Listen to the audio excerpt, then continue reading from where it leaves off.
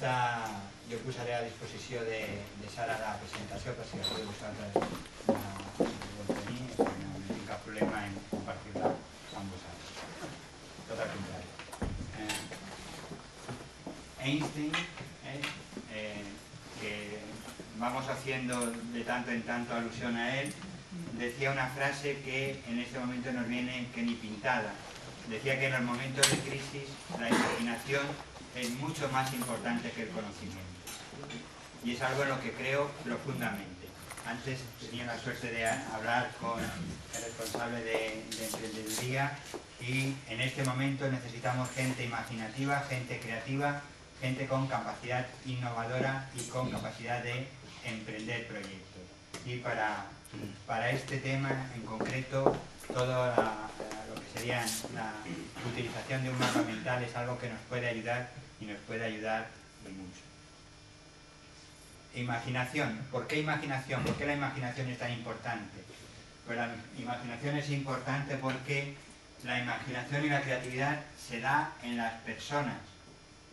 La imaginación sería ese sueño que nos ayuda a generar ideas, ese sueño que nos fija objetivos ambiciosos, que nos ayuda a generar alternativas muchas veces imposibles hasta que alguien nos las prueba.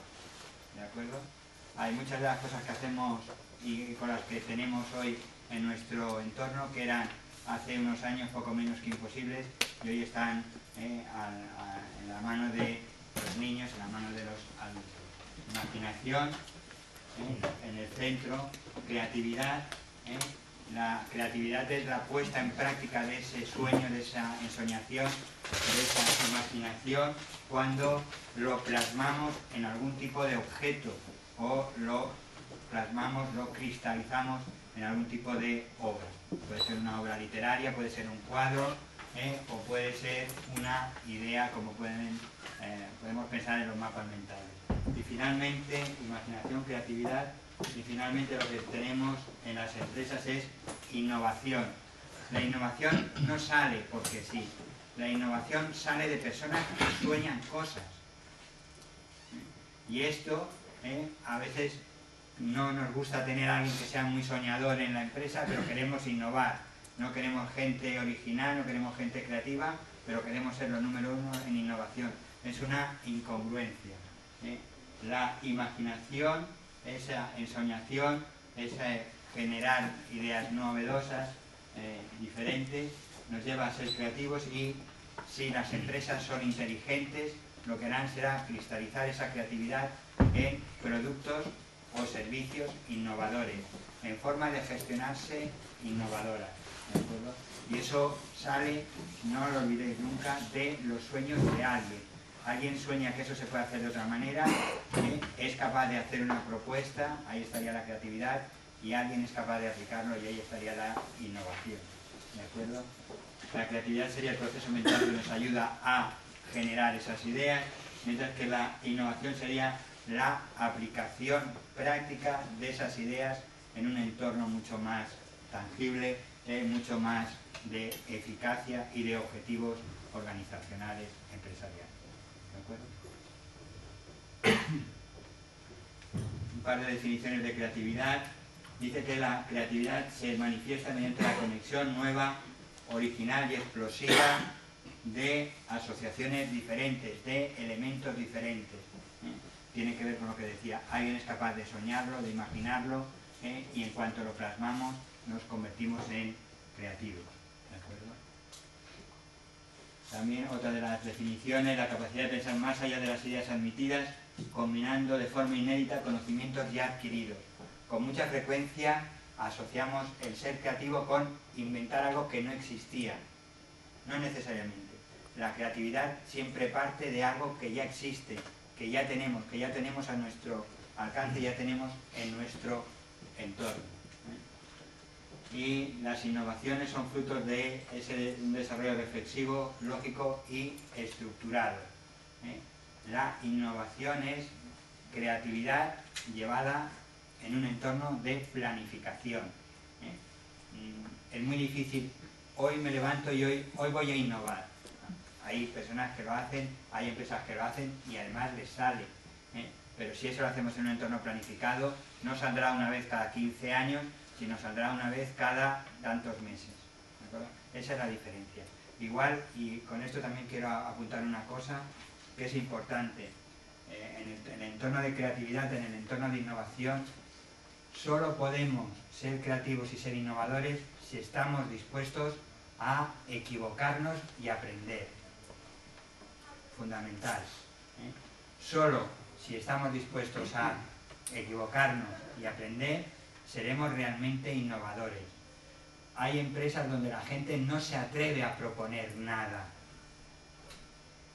Y eso no es casual, eso es fruto de una historia donde la gente ha propuesto cosas, algunas han funcionado, otras no han funcionado, y si estamos en un entorno que castiga el fracaso, tendremos un montón de personas reactivas. ¿De acuerdo? Si castigamos el fracaso, solo tendremos gente que reaccionará a las peticiones, reaccionará a las demandas, reaccionará a los gritos, pero no vamos a tener personas ni creativas ni innovadoras. El que se piense que la primera idea que tenemos va a ser la bomba y va a funcionar, a lo mejor sí, eso en algunas películas ocurre, en algunas películas y en algunas realidades, pero no es la forma de trabajar con intención que yo os quiero proponer hoy. ¿De acuerdo? En ese sentido, yo pongo, cuando hablamos de creatividad y de innovación, no sé si lo sabéis, pero la empresa del mundo que más plata compraba, ¿sabéis quién era? Hasta hace 10-15 años. La empresa del mundo que más plata compraba era Kodak. Era la empresa del mundo que más plata compraba. Kodak tenía unos laboratorios importantísimos, poderosísimos, que hacían muchísima investigación. ¿De acuerdo? Y llevaban una línea de investigación importante. Antiguamente, los que habéis hecho fotografías con cámaras reflex lo sabéis, comprábamos las películas y decíamos ASA 100 o ASA 400, y algunos que ya eran la bomba, un ASA 1000, ¿no? O sea, ya era lo más de lo más. El ASA era la finura del grano que te permitía hacer fotos de mayor calidad. Y mientras Kodak dedicaba sus laboratorios y sus investigadores a ver cómo podían hacer más pequeño el grano de plata en las películas, hubo otra gente que se dedicó a inventar la fotografía digital. ¿De acuerdo? Soñó que se podían hacer fotografías de otra manera y soñó que la forma de capturar las imágenes podía ser a través de información digital.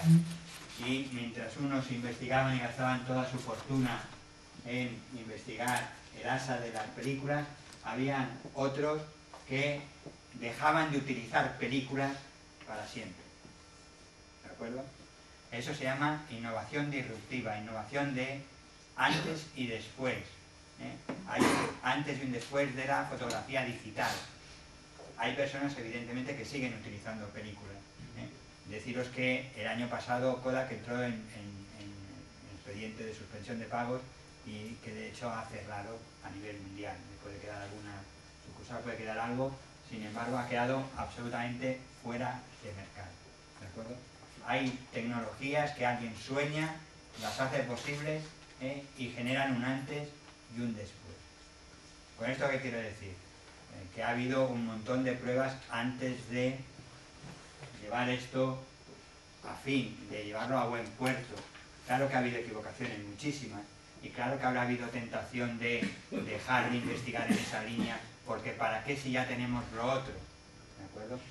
Sin embargo, en el mundo en que estamos, en la sociedad en la que estamos, que es una sociedad del conocimiento, es una sociedad donde tenemos toda la información al alcance de los dedos, o de los móviles, da lo mismo, enseguida podemos acceder a la información en tiempo real. Hará falta algo más, hará falta esa creatividad y hará falta esa interconexión que la información la consiga transformar en algo creativo, en algo innovador.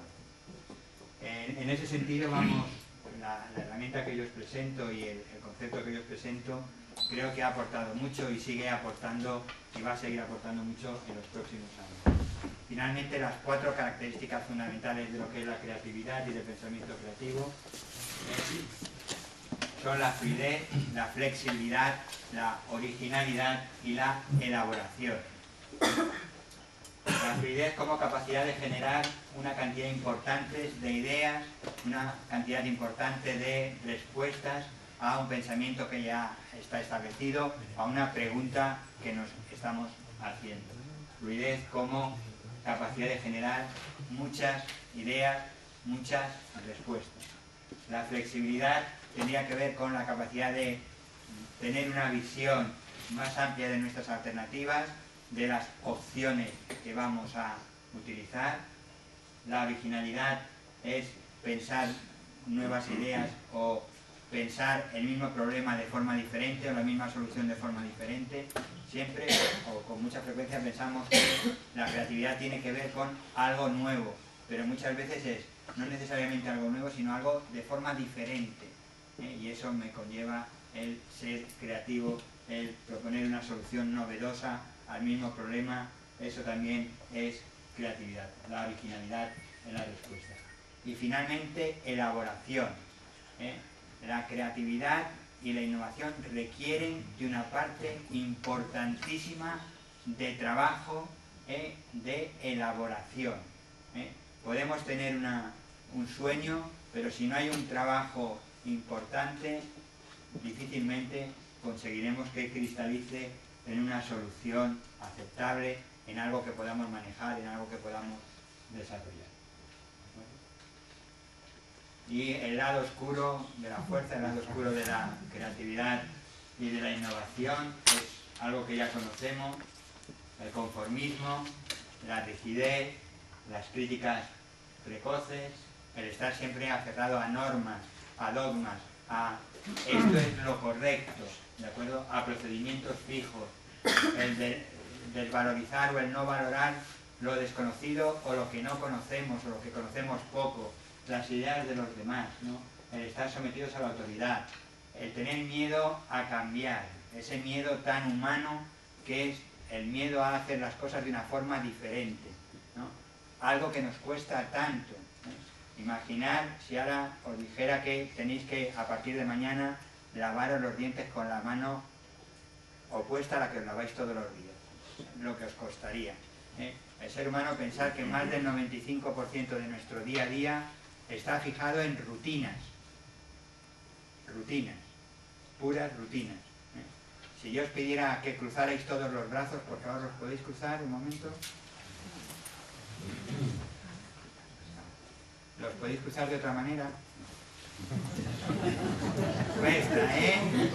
De hecho, alguno de vosotros en 3 o 4 minutos todavía estaría ayudándole para cruzar las cosas. No es malo, eso no es malo, sencillamente es así. El ser humano siempre busca utilizar la energía que tiene de una forma eficiente, ¿de acuerdo? Y fijaros, y esto tiene que ver también un poco con lo del tema de liderar, fijaros cómo hacemos las cosas. Por defecto, así, la forma de siempre. Dices, de otra manera, ¿qué habéis hecho? Lo contrario. Os suena, ¿no? Nadie ha ido a cruzarlos por detrás o por arriba, ¿no? He dicho cruzar los brazos. Sin embargo, vamos a piñón, lo que entendemos, y cuando hacemos una cosa diferente, hacemos lo opuesto. Por lo tanto, ahí tenemos que ver que nuestra capacidad de responder, nuestra capacidad de hacer cosas, es mucho mayor de la que nosotros habitualmente nos ponemos como objetivo. El temor al cambio es algo, repito, muy humano, muy normal, y no nos tiene que dar miedo el probar cosas nuevas. De hecho, ¿por qué los niños, por qué la generación, ahora que hablamos de generaciones, la generación Y, esta generación de gente más joven, no utilizan manuales? No utilizan los manuales. De hecho, las empresas de tecnología, que son muy listas, ¿qué hacen? Dan manual, quien quiera que se lo descargue. Se han ahorrado un montón de millones en el tema de los manuales que acompañan a los móviles, a los tablets, a los ordenadores. Para aquellos que vayan a utilizarlo, que se lo descarguen. ¿Por qué? Porque se aprende probando. Y hay algo que de pequeño ellos sí que han tenido muy claro, y es el probar, aprender, y pruebas hasta que encuentras la alternativa. La gente más joven, y esto lo tenemos que tener presente, es una generación que va a necesitar entornos de aprendizaje de esta manera, que sea aprender haciendo, no grandes clases teóricas, sino enseguida darles para que prueben, para que hagan, y generar entornos donde tengan un feedback inmediato, no aquello que teníamos en las antiguas generaciones de no news, good news, no me dicen nada, esto es que va bien, que no sé si os suena a alguno de vosotros, pero antes el entorno era, si no me dicen nada, si no me riñen, es que funciona, ¿no? Pues no, ahora lo que necesitamos es un feedback muy continuado, porque el aprendizaje requiere feedback continuado, en tiempo real, feedback en doble dirección además. Eso es muy importante. Por lo tanto, el lado oscuro de la creatividad y de la innovación está ahí, lo tenemos todos en mayor o en menor medida. Lo único que tenemos es que ponernos en la piel de un niño frente a un juguete que tiene que aprender a utilizar, y lo demás vendrá por sí solo. Yo os invito a probar. ¿Y cuál es el límite y nuestro potencial? Pues nuestro cerebro. Nuestro cerebro, el cómo lo utilizamos, el cómo es nuestra neurología, es lo que nos limita, porque nos limita, pero también es el gran potencial. ¿Por qué? Porque utilizamos una parte todavía pequeña para el potencial que tenemos. Algunos apuntes sobre nuestro cerebro. Esto es un mapa mental. Estamos hablando de mapas mentales, pues vamos a poner uno para tener un poco de conciencia de qué es un mapa mental. El doctor Sperry en los 80, en el 81, recibió el premio Nobel por sus trabajos sobre la especialización de los hemisferios cerebrales. ¿De acuerdo?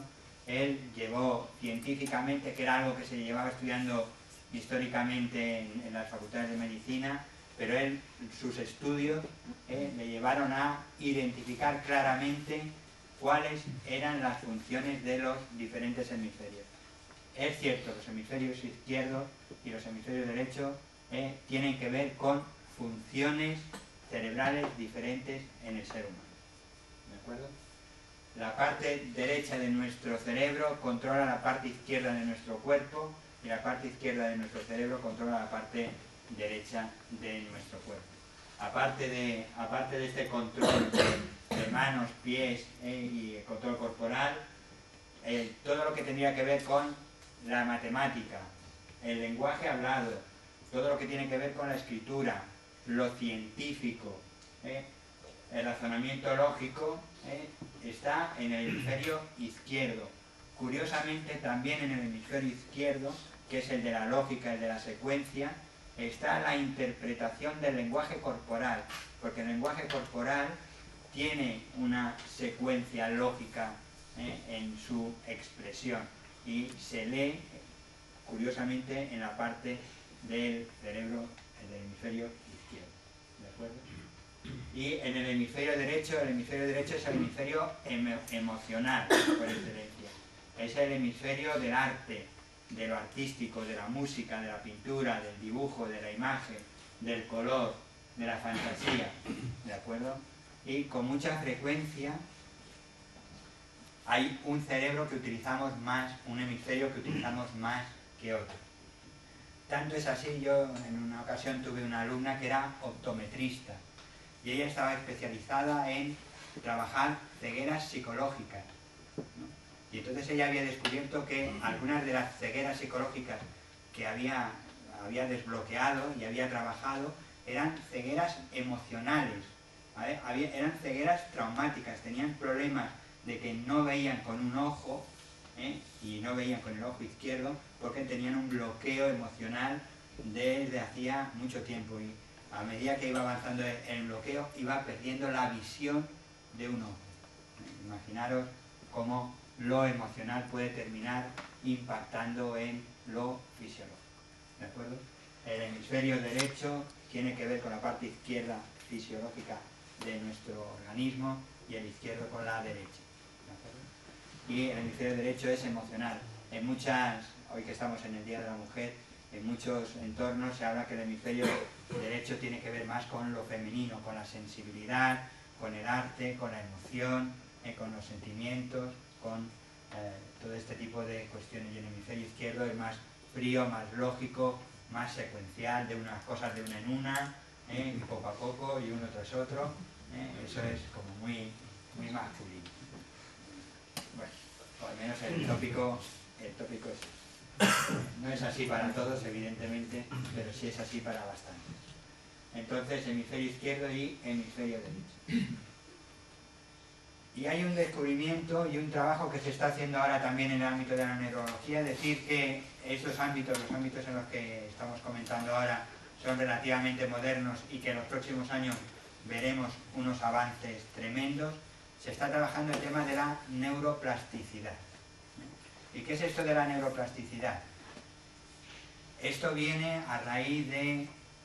históricamente se decía que a partir de los 20, 22 años, 23 años, se empezaban a morir neuronas y que ya no se regeneraban. Esto es una buena noticia, no es cierto.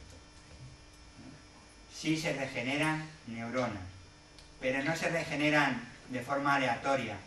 Se regeneran neuronas en el cerebro en las partes que más utilizamos. En las partes que no utilizamos, en nuestro cerebro, si hay alguna de esas partes que utilizamos poco o no utilizamos, nuestro cerebro se deteriorará en esa parte del cerebro. Con esa parte me refiero también a lo emocional, no solo al lenguaje matemático o al lenguaje verbal, sino también en la parte de las emociones, en la parte de la creatividad. Por lo tanto, la neuroplasticidad nos ha aportado un descubrimiento, entre comillas, y es que el cerebro sí maneja el crecimiento de las neuronas, sí crecen neuronas, pero solo en aquellas partes que utilizamos de forma intensiva, ¿no? Así se ha descubierto que los músicos pues desarrollan unas partes, la música está en estas partes del cerebro, y en las partes que luego en autopsias y tal descubren que tienen más desarrollado el cerebro. Todo lo que tiene que ver con la imagen, con lo visual, es esta parte del cerebro.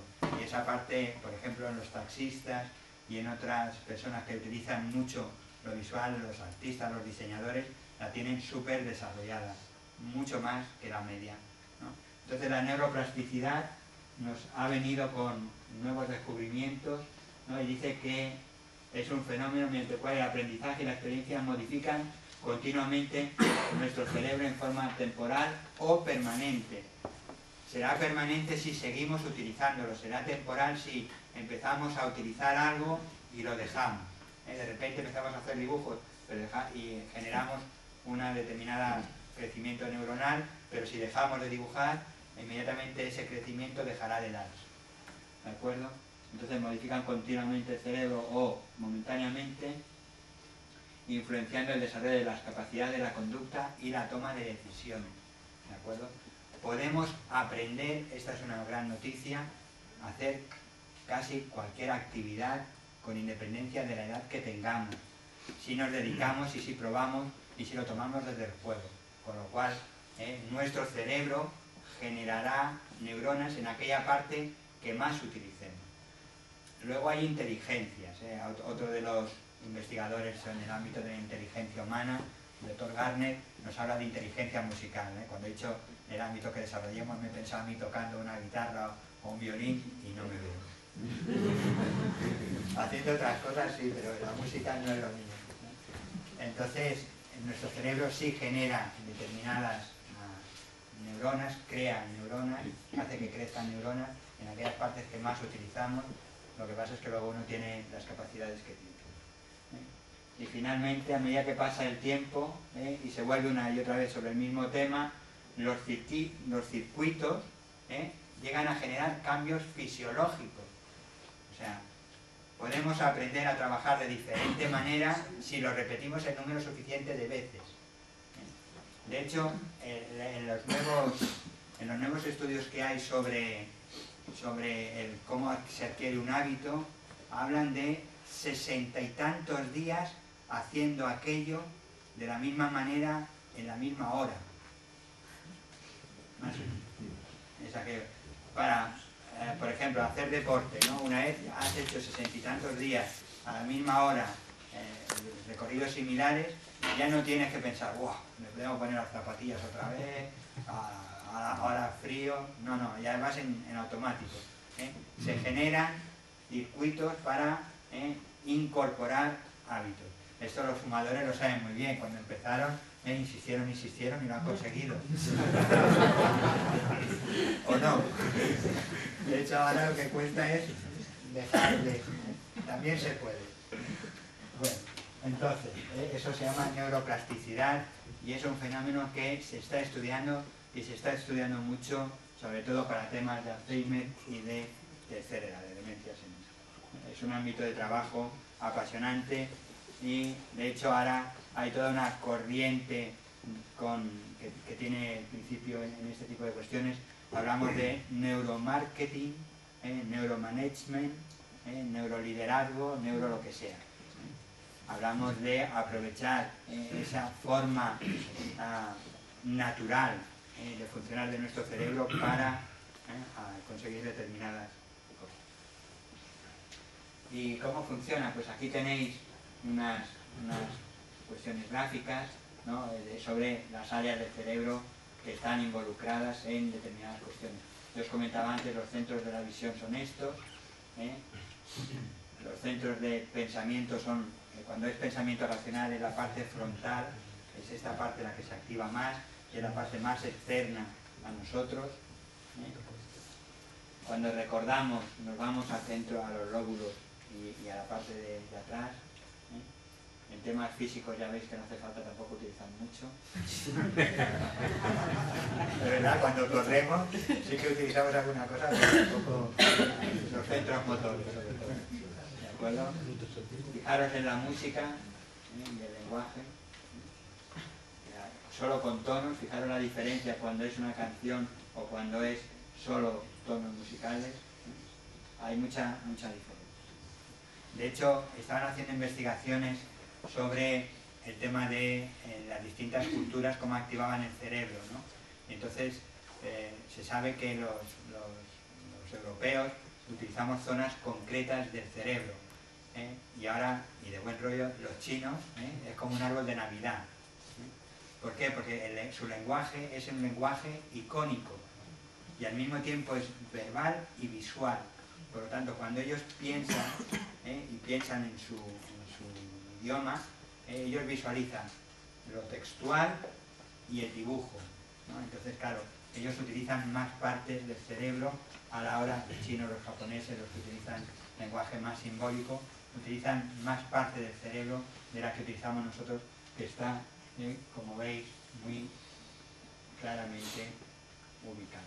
¿De acuerdo? Y bueno, vamos a ver, hemos visto un poco el cerebro y ahora vamos a ver tipos de pensamiento, ¿no? ¿Lo ponemos con interrogante o no? Los pensamientos, vamos a hablar de tres niveles de pensamiento. Pensamiento lógico. El pensamiento lógico es el pensamiento que consideramos como la forma correcta de pensar las cosas, aquello que a veces no se atreven a verbalizarlo, pero tú ya lo ves en cuanto te corrigen 2 veces, es aquello de aquí se piensa así, ¿de acuerdo? La forma correcta es la forma lógica, ¿no? Y a veces haces una propuesta y dices, pues si esto no tiene ni pie ni cabeza, esto no es lógico, ¿no? Eso es pensamiento lineal, pensamiento lógico, ¿de acuerdo? Es un pensamiento en el que las cosas han de encajar como en un puzzle, ¿de acuerdo? Cualquier cosa que no encaje ya no es de este juego, es de otro juego, ¿de acuerdo? Funciona muy bien todo el encadenamiento de ideas. Es de hemisferio izquierdo y procesa el pensamiento lógico, sobre todo la información que escuchamos, la información que leemos y lo no verbal.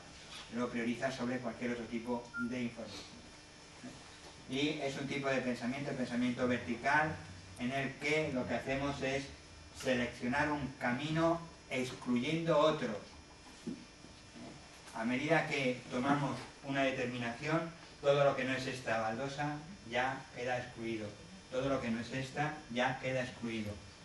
Funcionamos y lo correcto es esto y todo lo demás no nos importa y no tiene que ver ya con esto, y es un camino de exclusión. ¿De acuerdo? Excluimos otros caminos, otras bifurcaciones. Y los pensamientos lógicos, verticales, son procesos finitos. Hay un inicio y cuando encuentran la solución es el final y ya está. Y hay que dejar de pensar porque ya lo has encontrado. O sea que no, a vosotros seguro que no lo han dicho nunca. Dice, pero ¿para qué vas a pensar más si ya lo tenemos? ¿No? Si ya lo tenemos, ¿para qué hay que pensar más? Pues no hay que pensar más, ya lo tenemos. ¿De acuerdo? Como proceso finito y excluyente. Si ya tenemos una solución, no pensemos más a ver si encontramos otra. Y excluye lo que nos parece relacionado con el tema que estamos trabajando. Pensamiento. Una variedad es lo que conocemos como pensamiento convergente, que es aquel tipo de pensamiento en el que lo que hacemos es buscar soluciones dentro de determinados patrones y soluciones que serán o correctas o incorrectas. O serán la solución o todo lo que no sea la solución será incorrecto. El pensamiento convergente trabaja de forma lógica, coherente, analítica, racional y tiene un gran cuidado en los detalles. Cualquier detalle que no encaje será excluido o la parte esa será excluida. Tienen que encajar todo a la perfección. Si no, nos encontramos que no funcionamos. Durante muchos años, todas las pruebas de inteligencia, lo único que medían era este tipo de pensamiento secuencial y lógico. Entonces, aquellas personas que podían ser muy creativas, podían tener un pensamiento sistémico impresionante, pero aquello como no se medía, decían, niño, tú eres tonto. O casi. O está en el límite. Daba lo mismo lo que hicieras, porque si no eras muy si no manejabas bien este tipo de pensamiento, rápidamente ibas al pelotón de los torpes. Históricamente el coeficiente de inteligencia mide este tipo de pensamiento secuencial. Y yo he pensado qué mejor que poner un pequeño guiño, una pequeña serie de estas así que todos hemos hecho alguna vez, y yo os invito un par de minutos a que penséis cuál es el siguiente número de esta serie.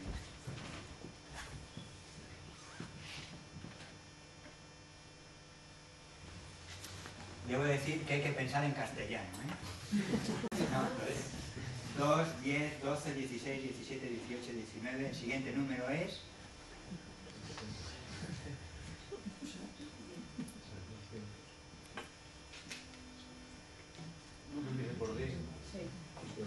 ¿Y es? 200. Sí. Creo que tenemos un grupo que piensa no solo desde lo secuencial, sino desde el pensamiento lateral. Sí, el siguiente número es 200. Generalmente, ¿dónde nos vamos por defecto? ¿Cómo cruzamos? A ver como número. Y buscamos el siguiente número. Por eso también yo he querido leer 2, 10, 12, 16, 17, 18, 19, 200, 201, así hasta 299, 2000. ¿Lo veis? Generalmente trabajamos con una parte, solo una parte de la información. Y lo que tenemos que hacer es trabajar con todo el cerebro, que para eso lo tenemos.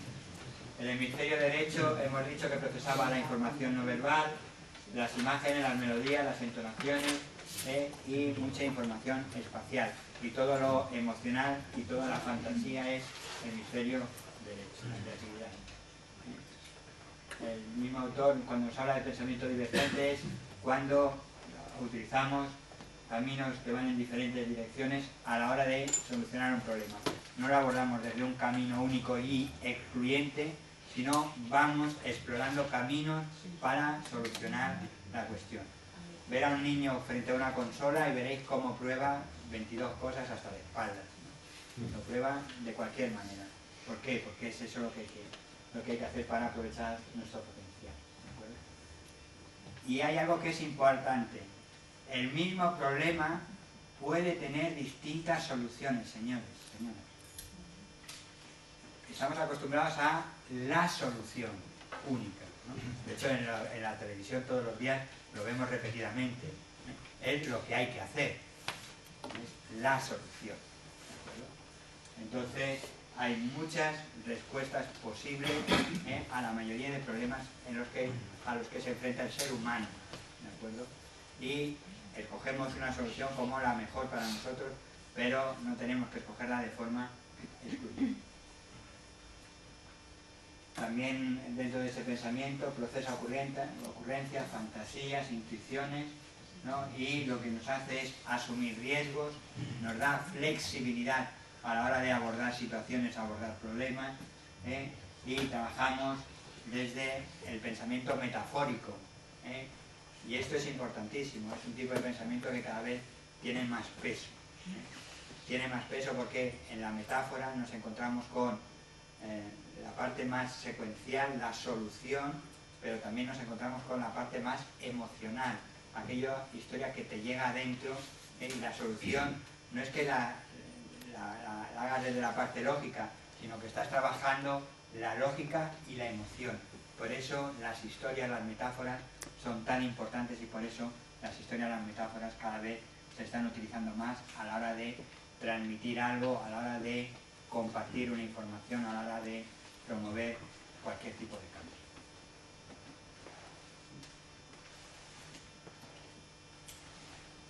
Tenemos dentro de lo que es pensamiento creativo, evidentemente hay que hacer mención del señor Edward de Bono. Su pensamiento natural dice que cualquier moda de mirar el universo, de mirar la realidad, de mirar un problema, de mirar el mundo, es solo una forma entre las muchas posibles, ¿de acuerdo? Y que a la hora de abordar un problema, lo que tenemos que hacer es coger la información que tenemos y también jugar con lo que no tenemos, ¿de acuerdo? Porque cosas que son muy extrañas, de hecho, muchas campañas de marketing, una de las cosas que hacen, trabajan mucho en marketing desde el pensamiento lateral, es, para vender sillones vamos a pensar en zapatos, ¿no? ¿Cómo? Pues venga, vamos a pensar en zapatos para vender sillones. Inmediatamente empezamos a hacer algo que no hace la competencia, al menos inicialmente, ¿no? Y entonces empezamos a buscar soluciones y buscamos asociaciones que de otra manera no se nos ocurrirían, ¿sí? Entonces tenemos que utilizar este pensamiento lateral para optimizar las soluciones, para ser mucho más creativos, mucho más innovadores. De hecho, el señor de Bono tiene metodologías súper contrastadas, como los 6 sombreros y otras muchas, y yo recomiendo, es un autor que recomiendo leer y trabajar porque merece la pena. Es el pensamiento lateral es creador, está relacionado con la percepción, la creatividad, el ingenio. Recordar que si solo utilizamos el hemisferio izquierdo, ¿qué tenemos grande en nuestro cerebro? El hemisferio izquierdo. Este era fácil y sin truco. Si utilizamos el pensamiento derecho, el hemisferio derecho de nuestro cerebro, pues tendremos un pensamiento muy emocional, pero muy poco lógico, muy poco secuencial, muy poco práctico, y entonces tampoco tendremos la mejor solución. La mejor siempre está en el mix, ¿de acuerdo? Y la creatividad, aquello que decían algunos autores, es decir, sí, pero a mí que la creatividad me pille trabajando, ¿no? Esto viene de Wilde, lo recogió Picasso y luego lo han dicho otros muchos artistas, ¿no? Sí, a mí la creatividad me pilla todos los días trabajando a las 8 de la mañana, ¿no? Y claro que soy más creativo, pero hay gente que es muy creativa en el bar, ¿no? Aguantando una copa, tiene unas ideas geniales, pero como nunca las lleva a papel, la competencia siempre se la adelanta. Y sí que tiene buenas ideas, pero eso no es creatividad, eso es otra cosa, ¿de acuerdo? Hay una espiral de trabajo a la hora de utilizar de forma intencionada la creatividad, que es vamos a imaginar, ¿de acuerdo? Vamos a desarrollar ideas, vamos a ponerlas a prueba, vamos a ver cuáles son sus límites, cuáles son sus fronteras, vamos a experimentar, vamos a obtener retroalimentación, vamos a ver si es útil o no es útil y vamos a ver qué más podemos añadir. Y vamos a imaginar, crear, vamos a jugar, compartir, reflexionar, imaginar de nuevo, volver a crear, jugar, compartir, reflexionar. Y yo os invito a que juguéis. Bien. Y del otro, ¿no? A que juguéis. Hay que jugar. Y hay muchas de las herramientas que tenemos en nuestro entorno que no utilizamos porque no nos atrevemos a jugar con ellas. Y el juego nos tiene que dar aprendizaje. Yo os invito a que juguéis. A veces nos pensamos que somos demasiado serios, demasiado mayores para aprender. Pues no, neuroplasticidad. Y llegamos al punto del pensamiento irradiante, ¿de acuerdo? Pensamiento lógico, secuencial, pensamiento creativo, divergente o lateral. Y ahora llegamos a un punto que tiene que ver directamente con el tema de los mapas mentales y que de hecho es el que da origen a esa técnica, a esa herramienta del mapa mental. Entonces, ahí tenéis claramente identificado que es un pensamiento irradiante, es un tipo de pensamiento basado en procesos asociativos, ¿de acuerdo? Que proceden de puntos centrales y que se van hacia los extremos. Tenemos claramente, aquí podríamos decir que podemos identificar claramente qué es importante de qué no lo es. ¿Qué os parece? Sí, ¿no? Vemos rápidamente que hay este núcleo, que hay este otro núcleo, que hay este otro núcleo. Vemos los núcleos y además vemos cómo están interconectados. Esto es fundamental. Cada vez más estamos en un entorno sistémico, en un entorno holístico.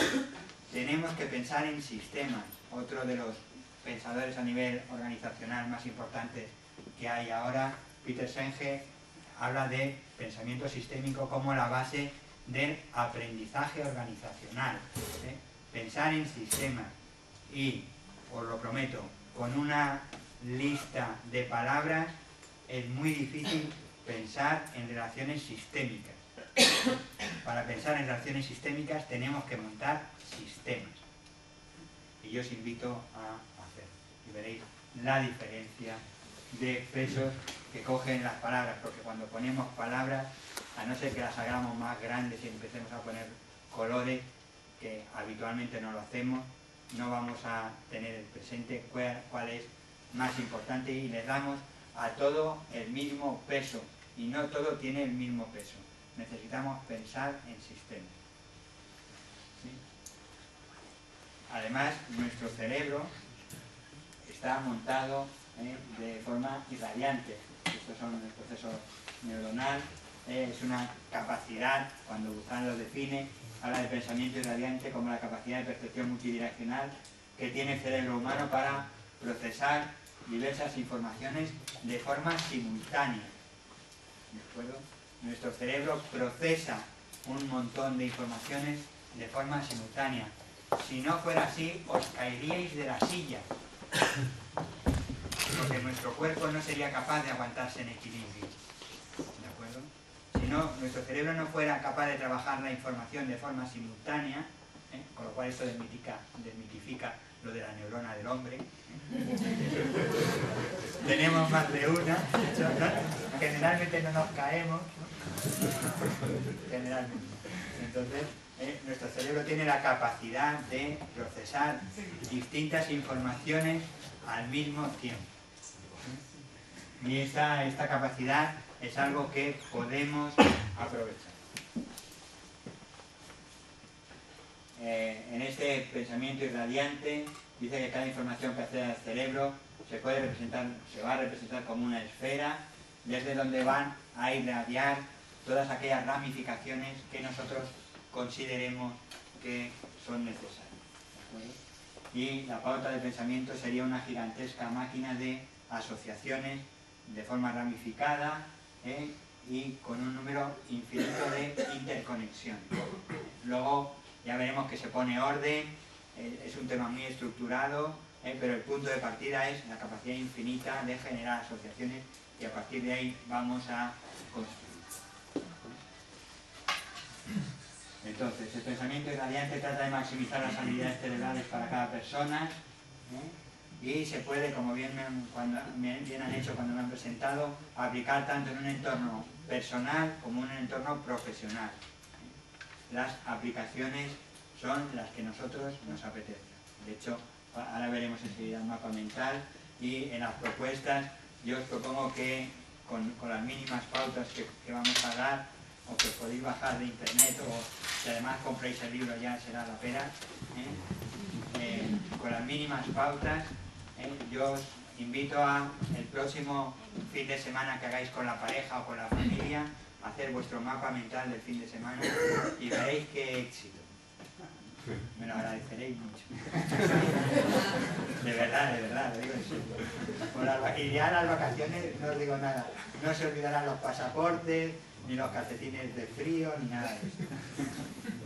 Vale, entonces, lo que Buzán, el autor de mapas mentales que estamos citando hace ya un rato, dice que no hay herramientas específicas convergentes o divergentes. Él lo que propone es utilizar los dos hemisferios cerebrales, utilizar todo el cerebro a la hora de realizar pensamientos, a la hora de trabajar la información, utilizar de forma simultánea lo fantasioso, lo creativo y lo lógico y lo secuencial. De hecho, esa es la forma correcta.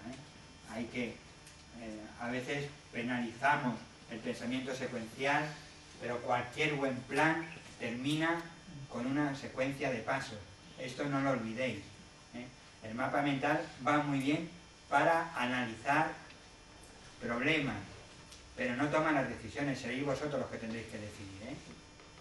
O sea, el mapa mental lo que te presenta es la información.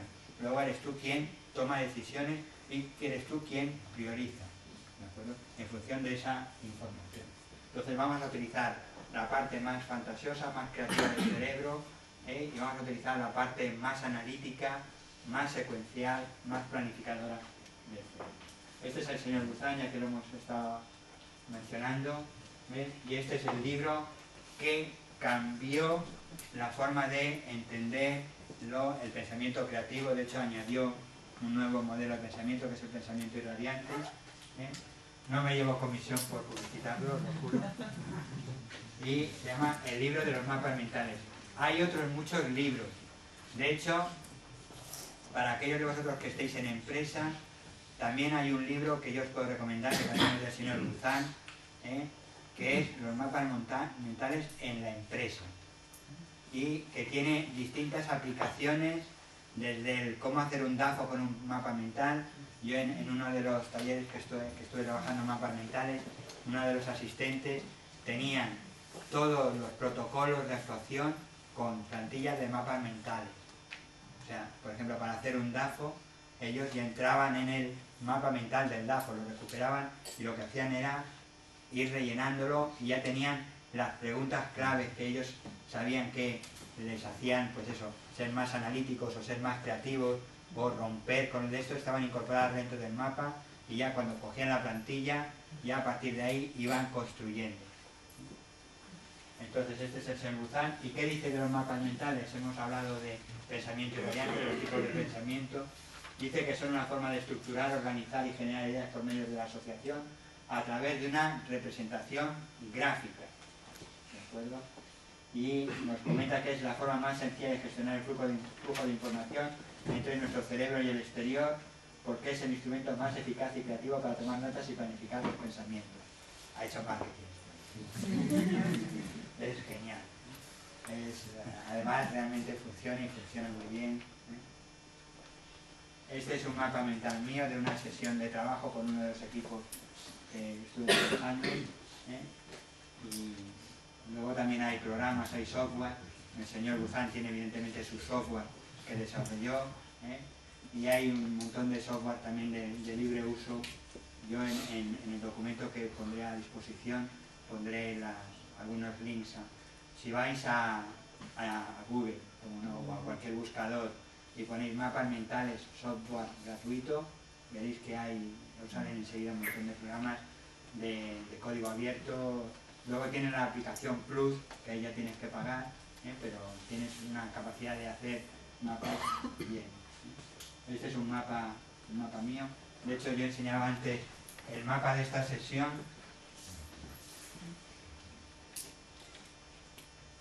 Lo cortaré.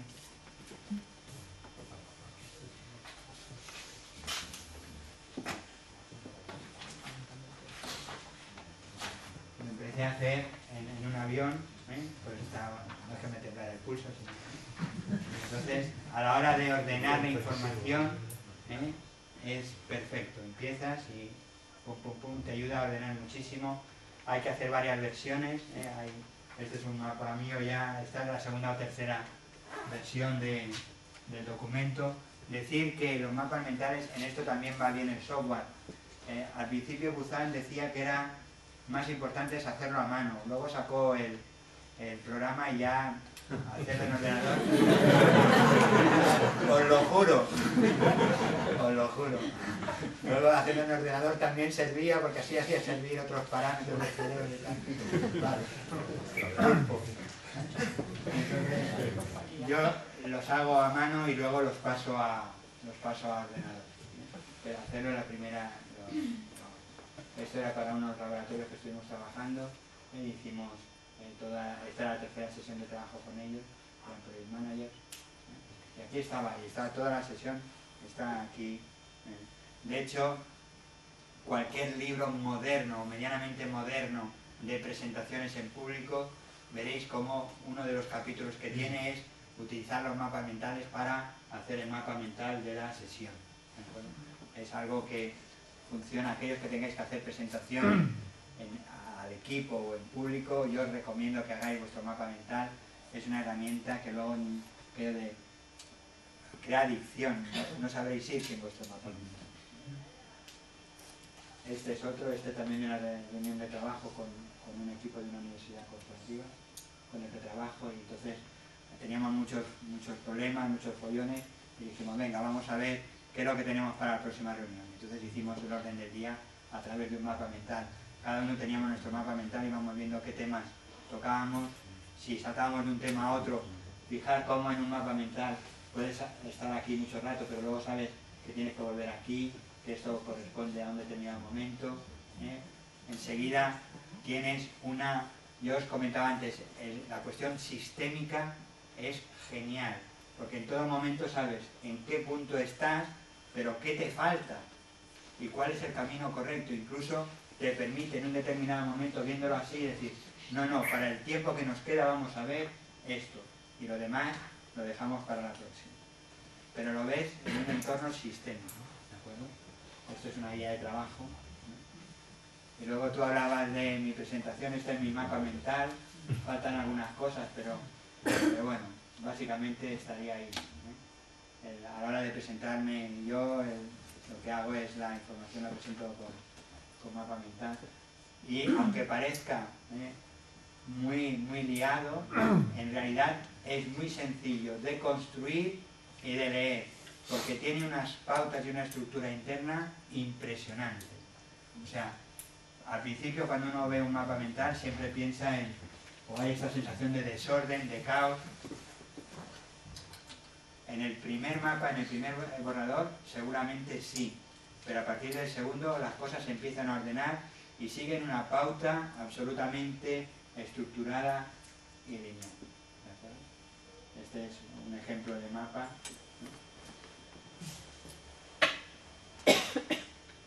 Y trabajas la creatividad de forma planificada, de forma deliberada. O sea, decir, voy a ser creativo, me voy a hacer mi mapa mental, ¿no? Fijaros cómo podemos trabajar de una forma planificada la parte del hemisferio más derecho del cerebro. Vale, la estructura. Rápidamente. Un mapa mental, ¿os suena esto? Bueno, esta es la Puerta del Sol de Madrid. Esto todo el mundo lo reconoce rápidamente, que más que menos ha consultado algún callejero, ¿de acuerdo? Pues ¿cómo es un mapa mental? Cuando penséis en un mapa mental, pensad que es como el mapa de una ciudad. Y en el centro que hay la Plaza Mayor, la plaza más importante, ¿de acuerdo? Al centro de la ciudad y representa la idea más importante. Las calles principales, cuanto más anchas, más importantes. Esto todos lo tenemos claro, ¿no? Cuando en un mapa vemos una calle ancha, decimos, aquí seguro que vale más que no en una calle estrechita. ¿A que sí? Pues en el mapa mental es igual. Las ideas más importantes tienen las líneas más gordas. ¿De acuerdo? Y a medida que nos alejamos del centro, que es lo más importante, las líneas se van estrechando, se van poniendo más finas. ¿De acuerdo? Entonces, las calles principales irradian del centro, y las secundarias, bueno, pues representan pensamientos secundarios, ¿no? Y llegas a una placita aquí perdida, ¿no? Que casi no se ve, pero bueno, también está ahí. Y luego hay dibujos que vamos poniendo, ¿no? Antes veíamos esto, pero si luego hacemos esto, seguro que todos podemos reconocer al sitio donde dejaríamos el coche, ¿no? O el sitio donde iríamos a comprar una aspirina, o el sitio donde iríamos a coger el autobús. ¿Sí o no? ¿Por qué? Porque manejamos los mismos códigos. Por eso os decía yo antes que hay empresas que están empezando a utilizar los mapas mentales como el punto de partida de lanzar proyectos. Porque ya tienen sus códigos de colores, sus prioridades, sus preguntas instauradas y los tienen ahí. Por lo tanto tenemos este mapa mental del centro de una ciudad donde todos rápidamente tenemos ese lenguaje común que sabemos reconocer y sabemos utilizar. Y montar un mapa mental es muy fácil. Ventajas de esta cartografía mental. Poner foco. ¿De acuerdo? Vamos a seguir vendiéndole al señor Buzán el libro. El foco. La cartografía, cuando trabajamos con mapas mentales, los focos los tenemos clarísimos. Lo más importante al centro. El siguiente nivel es lo siguiente en importancia. El siguiente nivel es lo siguiente en importancia. Cuanto más alejado del centro, menos importante. ¿De acuerdo? Lo más importante, además, vamos a ponerlo en letras más gordas, en negrita. Vamos a dibujarlo, vamos a remarcarlo, vamos a poner dibujos para que además resalte. ¿De acuerdo? En un mapa mental, si lo miramos, enseguida vemos las cosas que son importantes y las que lo son menos. Foco. Rapidez. ¿De acuerdo? Se revisa muy rápidamente. Cuando consultamos un mapa mental, el ponerte en la situación de es cuestión de minutos. No tienes que leerte 15 páginas. Con ver un mapa mental, enseguida te das cuenta que, ¿de acuerdo? Enseguida vemos que determinadas cosas están en determinado lugar y hay un orden y hay una estructura que es cuasi, no voy a decir inmediata, pero que en muy pocos minutos vamos a estar en situación y con una claridad sistémica que de otra manera no tendríamos.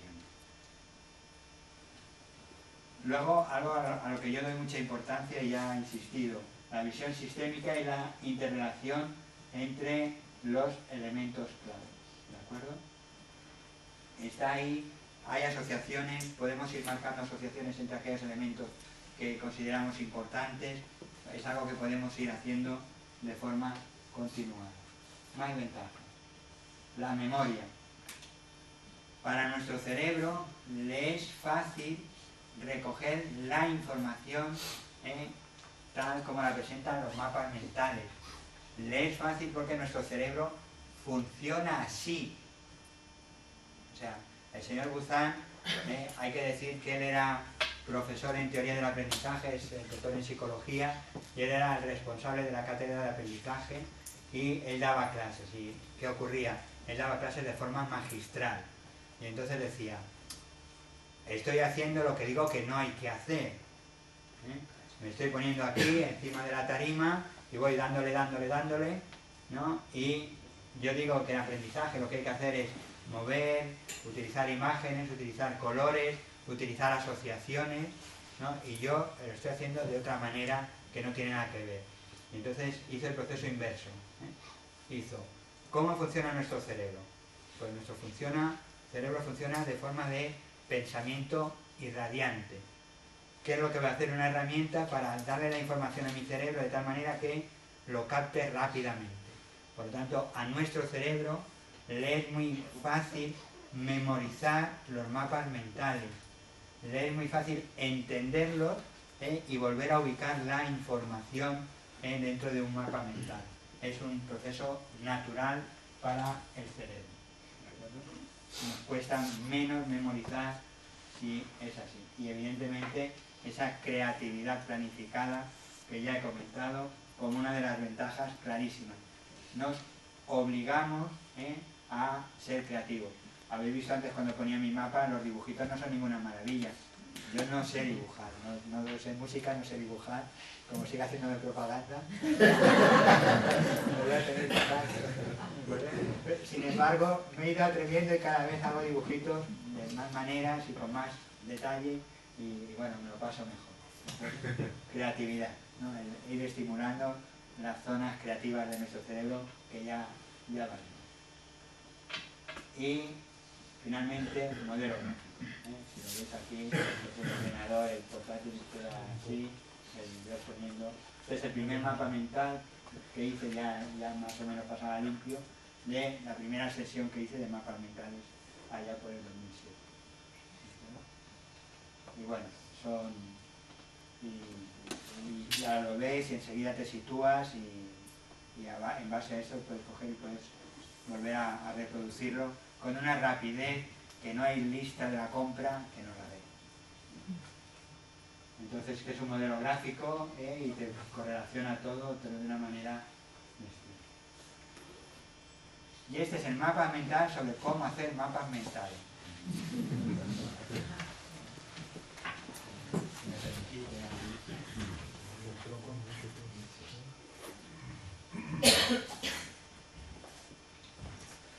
A ver, la estructura, de aquí de ahí no veis, ¿no? Me pongo ahí. Mejor aquí. Vale. La estructura del mapa mental es una estructura irradiante, quiere decir que parte del núcleo central y se va a otros núcleos que irradian. Y parte siempre lo más importante en el centro. Lo más importante está en el centro. ¿De acuerdo? Entonces, tenemos una estructura irradiante.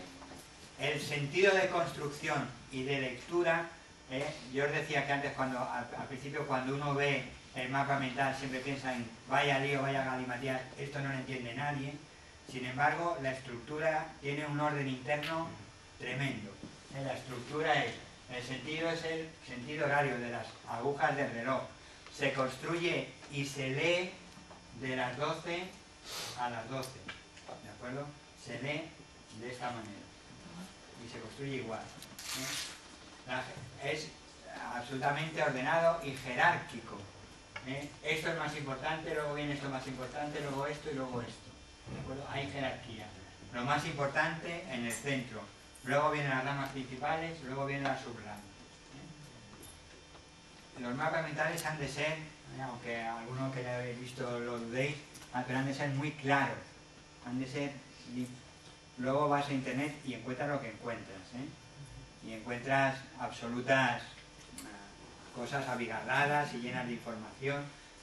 El señor Buzán nos apunta que en los mapas mentales tenemos que poner palabras, no frases.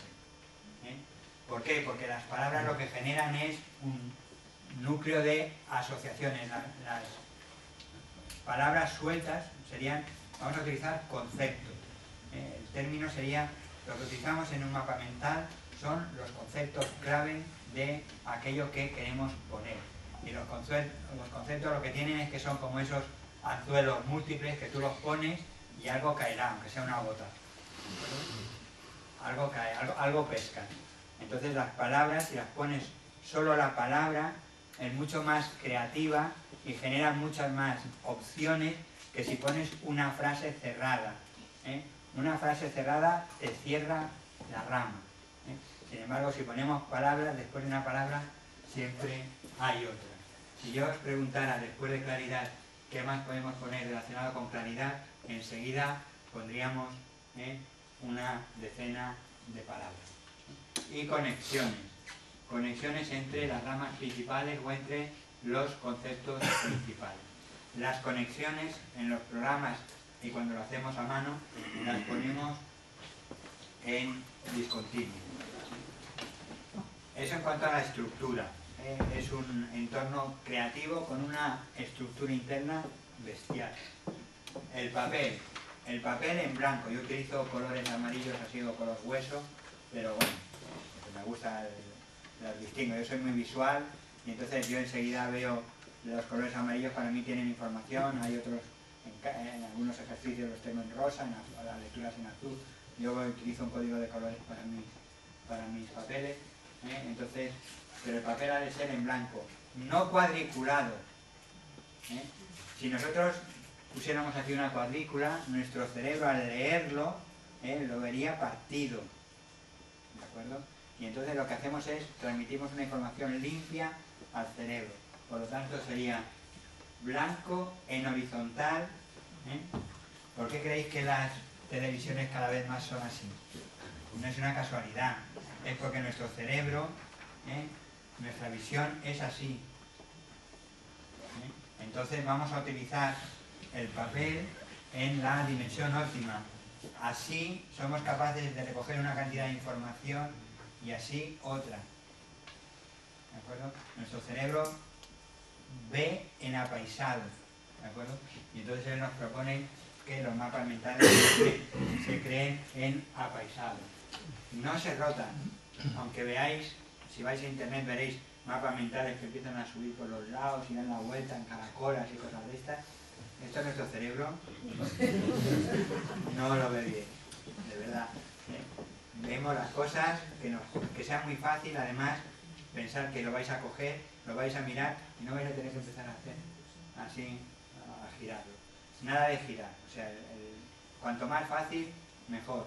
No rotarlo, y en el centro pondremos el inicio del mapa y se nos propone que pongamos una imagen como concepto o una imagen que apoye al concepto. En este caso yo quería transmitir el concepto de creatividad, y puse el pitorcillo este.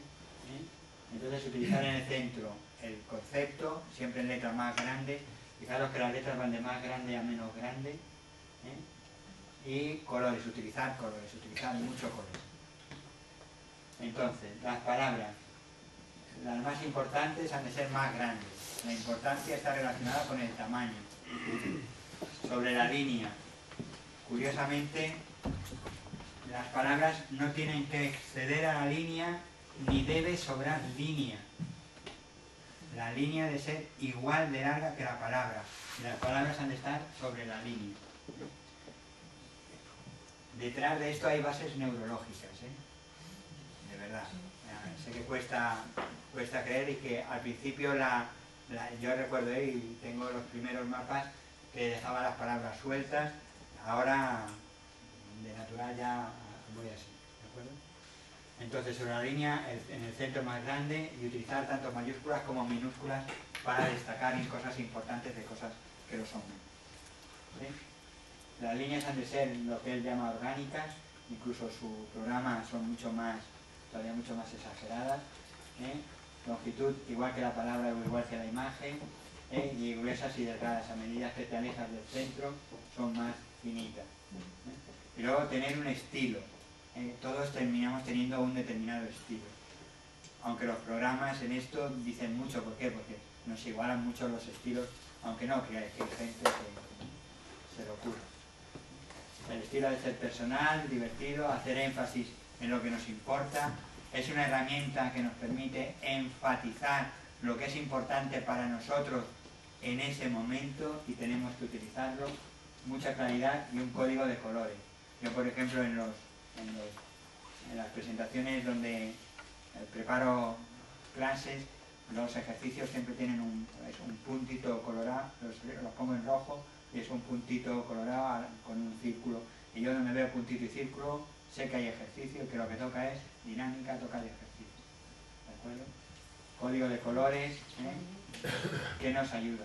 Entonces, utilizar ideas que sean propias, sencillas, claras, divertidas y sobre todo significativas.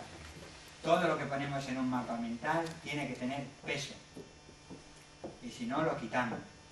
Si no tiene sentido, si no tiene peso para el mapa, lo quitamos. ¿De acuerdo? Colores, se recomienda utilizar entre 3 y 7. Esto hay autores que se han dedicado a estudiar el impacto de si son más de 7 colores, hombre, si son 8, ¿no? Pero si son 12, ya 12 distraen mucho, y lo que eso es una algarabía de color, y a otros, a Matisse o a Kandinsky o a uno de esos, ¿no? Entonces, entre 3 y 7. Y las ramas, 7 más menos 2. Es decir, 10 ramas nos perdemos, y menos ramas parece que no está equilibrado, nos falta información. Ramas, cuando hablo de ramas, hablo de ideas centrales. Y utilizar mucho el tema de la asociación. Las palabras, los conceptos, tienen que tener asociación entre sí, tienen que tener una asociación clara. No hay una palabra que a la hora de mirarla no encontremos la asociación con el concepto anterior, ¿de acuerdo? Siempre vamos a encontrar esa asociación. ¿Sí? ¿Me entendéis? Bueno, pues así es como funcionan los mapas mentales. Aplicaciones prácticas. Este es un mapa mental que montamos con una empresa. Estaban en un momento de cambio, eran una empresa con la que colaboro, y estaban en un momento de cambio, pasaban de ser una organización que tenía métodos y tiempos y pasaban a llamarse métodos y procesos, ¿de acuerdo? Y tenían que redefinir todas las funciones de las posiciones en los distintos centros donde estaban. Entonces estaba el máximo responsable del equipo y los responsables por centros de trabajo. Y entonces hicimos el mapa mental aquí con el interrogante, de cómo tiene que ser nuestro trabajo, y a partir de ahí montamos un mapa mental, que es este mapa mental, que tiene varios metros, y hoy por hoy, esto es de hace 2007, esto es de diciembre de 2007. Hoy por hoy toda la definición del puesto nació de ese mapa mental. Otras utilidades: potencia la creatividad, genera nuevas ideas, ahorra tiempo, nos ayuda a concentrarnos, nos ayuda a organizar mucho más eficientemente nuestros pensamientos, nuestras ideas, nuestros problemas, las aclara, ayuda a aclararnos, nos da una visión global de las cosas, facilita el análisis de situaciones con el fin de alcanzar determinados objetivos, nos ayuda a planificar, nos ayuda a analizar problemas y mejorar los procesos de toma de decisiones, mejora la capacidad de asociación de ideas, y ayuda a recordar fácilmente datos y eventos. Si hacéis un mapa mental de los cumpleaños de todos los conocidos, veréis que ya, si se os pasa, es porque queréis. De hecho, ahora Busan, que es muy listo, vincula los mind maps con el Outlook. De verdad, y te genera alarmas. Lo tiene todo estudiadísimo. Es capaz de vincularte el mind map con el Outlook. Está todo ya. ¿Sí? Entonces, algo muy importante sobre el mapa mental. Es tremendamente poderoso el tener el mapa mental y poder leerlo, ¿sí? Pero es mucho más poderoso construirlo, porque hace que nuestro cerebro estructure, organice y priorice. ¿De acuerdo? El mapa mental, lo bueno es tenerlo, pero todavía mejor es hacerlo. De verdad, el tema de... Yo lo utilizo para tomar apuntes, lo utilizo para hacer síntesis, para hacer resúmenes, llevar cuestiones de temas pendientes. Cuando haces un mapa, que vosotros no, porque eso lo tenéis todo por la mano, pero aquellas personas que a veces dicen, uy, ¿qué es lo más importante que tengo que hacer hoy? ¿No? Hacéis un mapa mental de temas pendientes, y cuando tengáis el mapa mental de los temas pendientes, veréis cuánto tardáis en daros cuenta qué es realmente importante y qué es menos importante. No tardaréis nada. Incluso podéis agrupar por zonas de interconexión, por áreas de temas que cuando hago esto al mismo tiempo puedo hacer esto y esto otro. ¿De acuerdo? Cosas de este tipo se pueden hacer. En gestión de proyectos, bueno, muchísimas, yo lo utilizo habitualmente en casi todas las actividades, y además algunos los comparto, como el que habéis visto de la reunión, u otros los compartimos, porque hay códigos comunes y son códigos que entendemos fácilmente. ¿De acuerdo? En resumen, el mapa mental es una técnica que refleja la conexión neuronal entre ideas, conceptos, sensaciones, representaciones mentales, y nos va a ayudar a tener una representación no lineal de la realidad, que es mucho más rica porque hablamos de una representación no lineal y sistémica. ¿De acuerdo? Y eso es tremendamente valioso en el día a día. ¿Sí? Y además, no solo es una representación no lineal, sino que es una representación que involucra los dos hemisferios cerebrales. ¿De acuerdo? Los dos están ahí involucrados en su creación y en su gestión. ¿De acuerdo? Además es curioso, se nos propone que hagamos dibujitos y utilicemos líneas de colores. ¿Sabéis por qué? Porque el mapa mental, cuando nuestro cerebro lo lee con dibujitos, con líneas de colores y con esas cosas, le da tridimensionalidad. Por lo tanto, en nuestro cerebro, por eso impacta tanto, porque nuestro cerebro lo ve en 3D. De hecho, una de las cosas que dice Buzan que hay que hacer es las letras, ponerlas también en 3D, darle fondo. En la medida que podamos, poner los muñequitos como si estuvieran en movimiento, el darle fondo, darle vida al mapa mental, porque eso impacta muchísimo más en nuestro cerebro a la hora de generar conexiones neurológicas y conexiones entre los distintos elementos.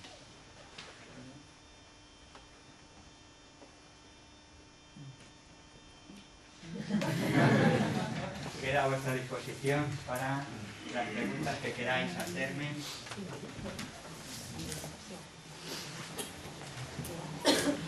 ¿Alguna pregunta? Escribiendo que creo que dar una lapalimentar que...